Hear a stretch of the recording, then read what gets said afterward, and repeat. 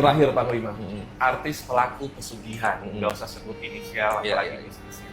Pak Panglima melihat mereka masih kejar-kejaran melakukan hal tersebut demi sukses dan kaya raya? Saya masih melihat ada. Saya masih melihat ada dan sampai saat ini masih dilakoni, bahkan masih menjadi rasa kepenasaranan yang sangat besar di dalam diri mereka. Kapan nih saya bisa besar? Kapan nih saya bisa kaya raya? Kapan saya ini bisa sangat top banget? Pak Panglima, adakah yang akan atau sedang proses mengorbankan anak kandungnya sendiri? Untuk pesugihan?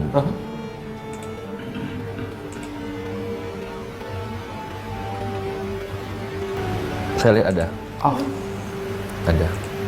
Saya lihat ada. Jadi bahkan ada 3 orang yang melakukan itu. Artisnya saya nggak mau mengatakan inisial apa. Perempuan 3. Yang senior silakan berikan pesan. Tolong kasih pesan. Tidak menyangka kalau efeknya itu bakal seperti ini gitu loh. Tapi kalau seandainya sebelum ada perjanjian sebaiknya jangan pernah mencoba sekalipun, karena banyak kasus yang terjadi di pasien kami juga begitu. Ternyata yang kita disuruh menyembuhkan mengusir setan di rumah itu.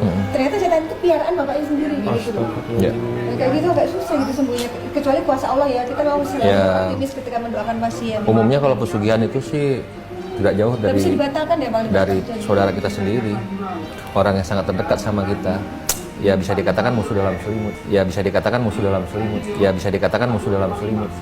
Ya Allah. Itu nggak bisa dibatalkan perjanjian itu? Nggak bisa, karena itu kan pada saat dia ingin melakukan perjanjian dia sudah membuat list bahwasanya target orang-orang yang bakal menjadi tumbal siapa aja gitu. 3 artis perempuan sekarang sedang dalam proses mengorbankan anaknya demi popularitas dan kekayaan. Semoga taubat secepatnya. Ya, Ivan Gunawan dan Maharani itu pernah mendukunin gue dan ketahuan. Kenapa ketahuan? Karena asisten dukunnya itu ngomong ke gue dan mengasih foto bukti lagi di rumahnya Maharani yang di Kemang. Dar, deng deng deng. Makanya kenapa gue ngebacot ya? Karena gue sakit hati. Kok Ivan Gunawan ya? Ivan Gunawan orang Islam. Di Islam itu kan berdukun nggak boleh. Itu namanya syirik murtad. Malah orang Islam, malah si Ivan Gunawan yang orang Islam ini malah ngasih dukun ke Maharani. Coba bayangin. Harusnya kan Maharani yang ngasih dukun ke Ivan. Lalu Ivan ngasih tahu, berdukun tuh nggak boleh. Kenapa Maharani bukan orang Islam? Ini enggak. Malah si Ivan Gunawan yang ngasih dukun ke Maharani. Paham? Kenapa gua ngebacot? Tuh Ivan Gunawan habis umroh kan? Habis umroh dia minta maaf gak sama Tuhan? Dia kalau nggak minta maaf sama gue nggak apa-apa. Dia minta maaf gak sama Tuhan? Bersujud gak dia di depan Ka'bah kalau dia pernah ngedukunin gue? Kan tahu, kan belajar. Semua ustadz-ustadz yang ada di Indonesia yang beragama Islam kan udah dibilangin berdukun itu nggak boleh. Didukunin biar apa? Biar mulut gue bisu sama tangan gue cacat. Untung. Jadi dukunnya itu dari Ivan Gunawan. Untung asisten dukunnya itu ya kasihan sama gue. Akhirnya abis gue didukunin karena gue tahu gak masuk tuh ilmu hitamnya, ilmu voodoo. Tuh laporin gue ke polisi, ayo kita ketemu di kantor polisi. Kalau yang gue omongin bohong. Gue pernah nelfon Ivan Gunawan saat gue lagi di Paris. Gue telepon depan Cavitri, gue telepon depan orang-orang yang ada di salon itu, salon orang Indonesia itu, sampai semuanya terkejut. Karena gue langsung telepon dia, gue bilang, lu ada masalah apa sama gue Ivan Gunawan? Kenapa lu mau ngedukunin gue? Gunawan baru selesai umroh. Dia umroh tuh ngapain? Gue itu lagi mencari waktu yang pas. Sebenarnya gue udah nahan-nahan dari tahun lalu. Gue udah nahan-nahan nih soal gue didukunin sama Ivan Gunawan sama Maharani. Gue udah tahan-tahan ya. Gue tinggal cari aja bom waktunya kapan pas kan. Ini emang 2023. Emang waktunya. Gue bom kan lo. Buktinya gue tidak akan pernah ngefitnah orang atau menyebarkan hoax. Kalau gue udah keluar dari bacot gue, ya, itu tidak akan pernah fitnahan yang keluar. Ditelepon dijawab nggak diangkat. Dan Igun pernah ke dukun. Tahu nggak dia naik kemana gara-gara mana? Ke dukun. Hah? Kan lu yang nyuruh. Emang nggak tahu yang dia kedukunnya? Iya waktu itu belum. Bon. Dukunnya siapa? Dia. Enggak, dukun lu, Kisingkong udah meninggal. Kun mana? Lah emang lu nggak tahu dia main Enggak. dukun? Lu nggak diajakin sama dia, Yan? Lah emang di awal beli mobil yang Alphard itu dari mana? Dari dukunnya. Kan gua ngomong sama lu waktu itu, yang diajak sama Igun, yang gua bisa acara. Pengakuan Anwar dan Igun. Pernah ke Lu tau gak dia dukun. naik kemana gara-gara mana? Ke dukun. Kan lu yang nyuruh. Hah? Emang nggak tahu Yan dia ke dukun, Yan? Iya, waktu itu belum. Bon. Kun dukunnya siapa? Iya. Enggak, dukun lu, Kisingkong udah meninggal. Kun mana? Lah emang lu nggak tahu dia main Enggak. dukun? Lu nggak diajakin sama dia, Yan? Lah emang di awal beli mobil yang Alphard itu dari mana? Dari dukunnya. Kan gua ngomong sama lu waktu itu. Orang pakai susuk. Mungkin hanya aku yang, maksudnya kalau aku bisa ngedeteksi. Kalau aku ya, aku ngelihatnya kalau orang pakai susuk itu wajahnya ada dua. Nanti akan ada seperti bayangan wajah lain yang ada di depannya. Biasanya seperti itu kalau aku ya. Dan mungkin orang-orang yang memiliki kemampuan juga mungkin akan melihat hal yang sama. Tapi secara energi pun berasa. Cuman kan tidak semua orang bisa merasakan. Jadi kayak double ya, kayak ada layer muka, ada layernya wajahnya.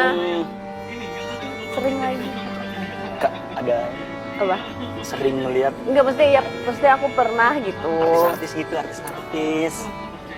Aku nggak merhatiin ya, tapi dulu sekali pernah. Aku pernah. Nggak boleh Nggak boleh tahu. Tapi Duh, kan senyum-senyum. Enggak, Udah ngomongnya kali ya kan. enggak, maksud aku.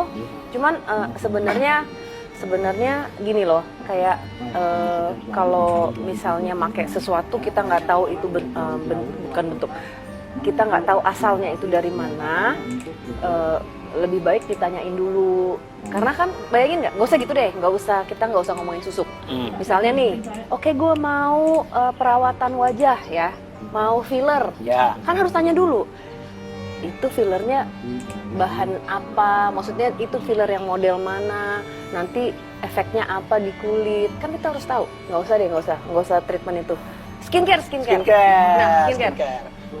Kita beli nih buat apa? Misalnya mau ngecilin fokus pori-pori. nah anti-aging, untuk kerutan kan beda-beda. Terus kita kan harus tahu untuk kita bisa make di kulit kita, kan kita perlu tahu dong ini isinya apa aja, bahaya nggak untuk kulit kita, kan kayak gitu. Sama kalau misalnya kita memutuskan untuk pakai itu, kalau misalnya kita nggak tahu itu dari mana, malah bikin tambah nggak bagus gimana? Oh, itu ada ininya juga, Kak. Kupikir cuma satu gitu, enggak ya?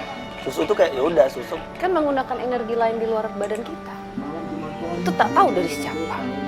Dari siapa? Kalau isinya serem, Nah, itu kan nah, iya makanya harus cari tahu dulu deh. bener nggak, Kak? Ini yang aku tahu aja ya. Orang yang suka pakai susuk itu kata susah meninggal. Itu bener nggak, Kak? Apa dia apa ya? Sebenarnya bukan susuk kali, kebal kali dia. Sebentar ya. Tapi aku pernah ketemu nih. Pernah ketemu sosok yang dia menggunakan susuk hampir di seluruh badannya tuh ada ya. Oke. Kan dia menceritakan kisah hidup waktu semasa hidupnya ya. Memang di akhir-akhir. Ya ada bangle, di semua rumah aku ada bangle. Kamu kenapa ada hantu?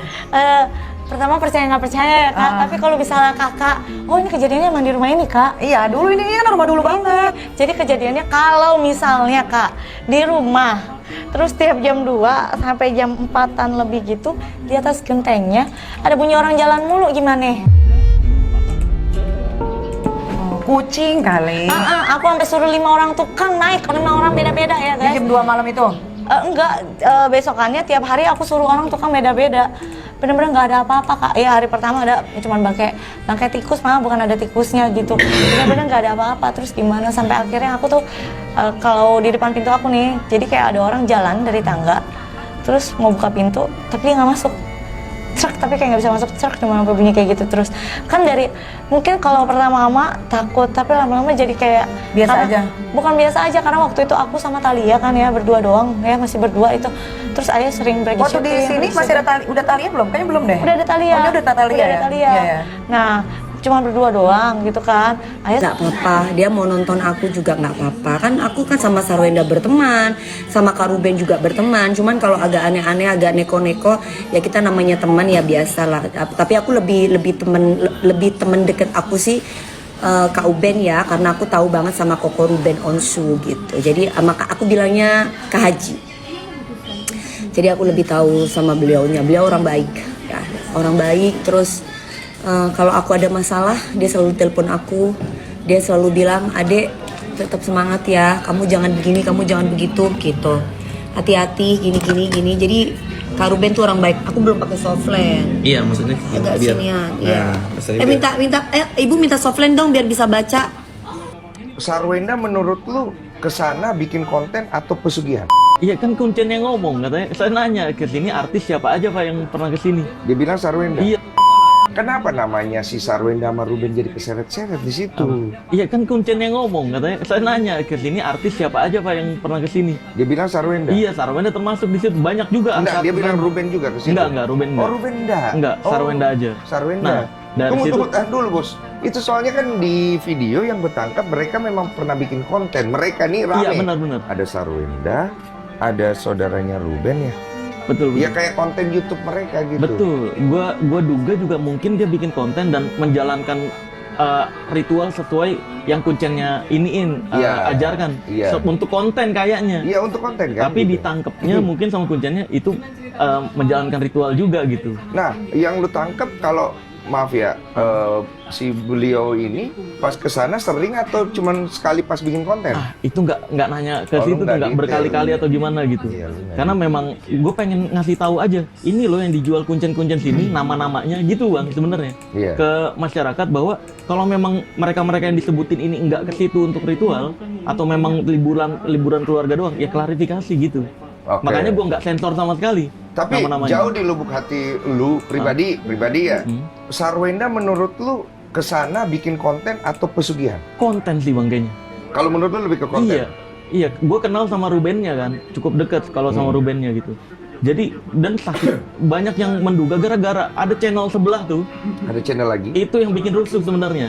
Ngundang orang yang katanya nih mantan asisten artis. Iya, kayak beliau. Iya kayak gini. Oh. Tapi skripnya itu menjurus ke Ruben sama Sarwenda. Masa? Iya, skripnya semua iya menjurus. Tapi dia nggak nyebutin artisnya siapa. Tapi menjurusnya ke sana.